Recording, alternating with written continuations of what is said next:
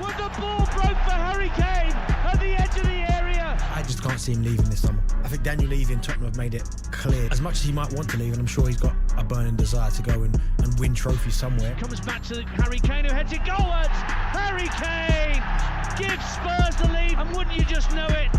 It would be the captain who leads by example. I think Bayern Munich got one shot at getting Harry Kane, and that's this summer. I don't think next summer, if he's on a free, he goes to Bayern Munich. Yeah, looks like Harry is staying. This is The Social on talkSPORT 2 with me, Ollie Klink, Harry Symeou alongside me. Harry Kane, I mean, his future has been the biggest talking point once again of the whole summer, and we've had another development today. Tottenham rejecting Bayern Munich's latest bid for Harry Kane. It's set to be, I think, around £85 million. And that could be that, it seems. He was playing yesterday in a pre-season friendly against Shakhtar Donetsk as well. He was applauding the fans and bagged 4 goals as well. So it's looking like we will be seeing Harry Kane in a Tottenham shirt. Joining us now to discuss this is Chris Cowlin, part of the Spurs chat pod and part of the talkSPORT fan network as well. Chris, very good afternoon. Looks like Harry's staying.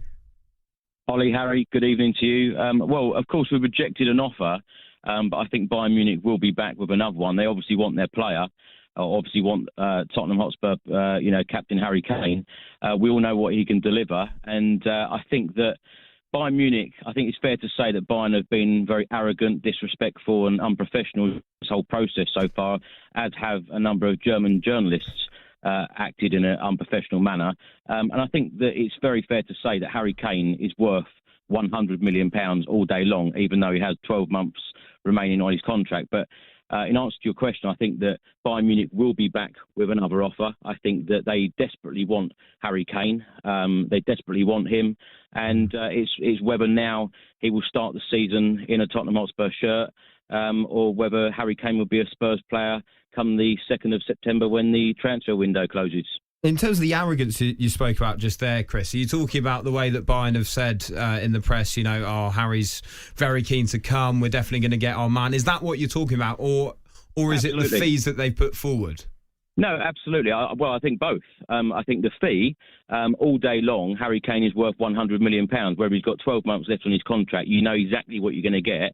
You're going to get a world-class striker who's going to, bag you a lot of goals and provide assists and do everything he can on the pitch to win your football matches. We all know what he's all about. But, when Bayern Munich have come out publicly, their presidents and so on, and said comments about Harry Kane, I think that is so unprofessional. You wouldn't get English clubs doing that.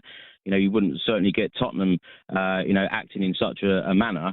But what I would say is Harry Kane is a Tottenham legend. He's an England legend, one of the best that has ever represented Spurs. But this needs to be about Tottenham Hotspur. We've got a brand new manager in. We can't keep this up, being about Harry Kane. We need to plan for the future. I respect all the things that Harry Kane has done at the club, but we've got a new manager in now who wants to plan ahead. He wants to know who's in at the football club, who's going to go out the door, because we've got a number of players to get out the door. Postecoglou, in my opinion, looks fed up and sounds fed up with the situation. He's only been in the job since the 1st of July, and he's walked into this Harry Kane saga. Is he staying? Is he going? But if Harry Kane stays, then great. We all know what he can do, and hopefully he can get Tottenham Hotspur back in a European competition for the following season. But I think that if he does stay at the club, I think that Spurs need to get an answer from him pretty quickly. Are you going to sign a new contract or not?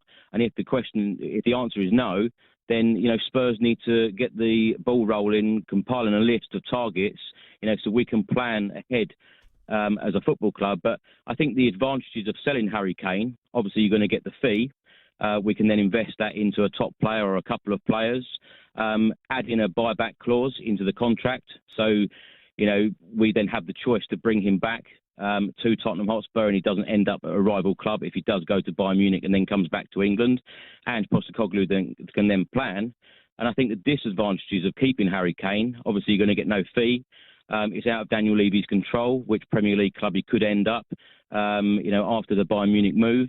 And also, it's a lot of money to turn down. The club would be risking to keep Harry Kane, trying to get back into Europe. And of course, we all know how hard it is to get those European spots. You know, Harry Kane scored 30 goals in 38 Premier League games last season. And of course, we finished 8th. So I think the perfect scenario for every Spurs fan is that he stays, he signs a new contract, he builds a great relationship with new signing James Maddison. Come on, he's not going to do that. Yeah, I just cannot see that happening. Yeah. The thing is, Chris, like I agree with you when you say that it's not about Harry Kane, it's about Tottenham Hotspur, right? That's how the football club should be looking at it.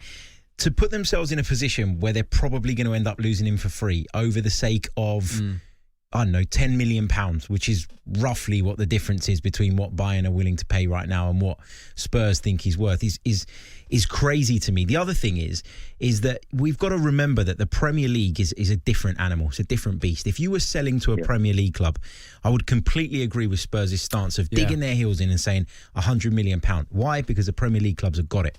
When you start wanting to sell people abroad, and I think that Daniel Levy prefers to sell abroad than to another Premier League club, right? I think we can all agree on that. The minute you go into that territory and you make your mind up on that, you have to accept that the fee is going to be less, because the financial disparity between the Premier League and everybody else is so clear and obvious. So I just think that this is mad from Spurs. Like, if they've got no assurances that he's going to sign a new contract, then you cash in and you give Postecoglou the money to begin the rebuild that Spurs, I think, have begun this summer. They probably should have done it 2 or 3 years ago. But now they're in a position where they can really accelerate that rebuild by getting the funds in and giving them to Postecoglou. They obviously think he's the right man to do it. Give him the money and let him build this team. To me, it makes no sense. You're going to have an unhappy Harry Kane. I know he's a professional. He's not going to down tools or anything like that. But you're going to have an unhappy Harry Kane. The rest of the season is going to be spent talking about whether or not Kane's going to sign a contract. So the speculation doesn't go away. And Spurs at the end of it are going to lose their best player probably of all time on a free transfer. To me, it makes no sense to keep hold of him at this point. If he didn't want the Bayern move, then Bayern wouldn't be sniffing around. I agree with a lot of your points there, Harry. The difference of whether it's £10 million, £25 million, that is why I think that a deal would probably be getting agreed very, very soon, because it's not a lot of money. And I think that Bayern Munich desperately want Harry Kane. And I think that Tottenham Hotspur and Daniel Levy in particular will probably cash in, because they know that this is going to probably be one of their only chances to cash in on Harry Kane. But I keep saying it's got to be about Spurs. It's got to be about this rebuild. If you're going to give Ange Postecoglou a chance in making this club great again, because we haven't won a trophy in 15 years. We've had various different managers, win-now managers in at the club. Something needs to change. Something needs to be different. I know it's going to be a terrible and very, very sad day for a lot of Spurs fans when Harry Kane does go out the door. But we have seen before Premier League clubs have sold their best players and they've moved on in a different direction. I think that's perhaps what we do need to do. It will be a sad day when Harry Kane leaves. We all know what he's done at the football club. Sadly, he hasn't been successful, but I do think that you do need to give Postecoglou the best possible chance. And when you've got a chance in the next couple of weeks of going out and signing, a fairly decent striker, if Harry Kane does go, then it's got to be. Chris, just on Postecoglou there, and if you put this Kane saga to one side, how are you feeling ahead of the new season? A couple of good signings. James Maddison's come through the door. It's obviously hard to talk about it without thinking about Harry Kane, but is there some optimism in you for this season? Yeah, absolutely. I think, when I was at the Tottenham Hotspur Stadium yesterday and I went to the other 2 friendlies in Australia and Singapore, those 3 games so far, we had over 90 shots in those 3 games. We're not used to that as Spurs fans, certainly in the past few years under Jose and under Conte. But the attacking style of football is great. Everybody loved what they witnessed yesterday. Of course, Harry Kane scoring 4 and Dane Scarlett getting the 5th one in the last kick of the game. But yeah, I think a lot of people are feeling optimistic. This is a new era at the club, and hopefully we can see some good, entertaining football and seeing that entertainment value back again. That attacking style that Tottenham Hotspur are known for. But it is about winning. It is about success. And I just hope that Postecoglou is given the tools. You mentioned the signings there. I do think there is so much more to do in this transfer window before we're talking about Spurs challenging, for the top four. We were 8th last season. I feel like we're still, way off that Champions League spot. But of course, we do need to get players out the door as well. We've only had one player leave so far, Harry Winks. So I think that in the next couple of weeks, certainly, Daniel Levy and the board really do need to work hard and trying to offload a number of these players.